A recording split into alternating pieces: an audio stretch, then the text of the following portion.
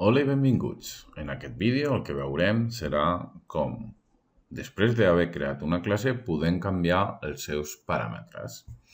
En aquesta situació tenim una classe exemple generada en un compte de Gmail. Si accedim a ella, podrem veure el seu tauler d'activitat i el més interessant és aquesta informació. Com podem veure, veiem el codi de la classe i algunes informacions que nosaltres hem afegit al generar-la.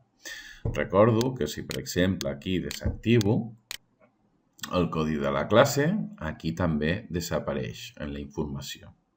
Amaguem aquesta informació una altra vegada. Com puc modificar aquests paràmetres? Mitjançant l'engranatge que trobem en la cantonada superior dreta. Si accedim, podem canviar-li totes les informacions que apareguin. Obligatòriament, com podeu veure, només necessita un nom de la classe. Podem posar qualsevol descripció que vulguem, qualsevol informació, podem canviar de secció, de nivell, per exemple, podem posar primària, d'acord, o tipus d'assignatura o qualsevol informació. Una vegada desem aquesta part, podrem veure que tota aquesta informació es va actualitzant aquí en la informació.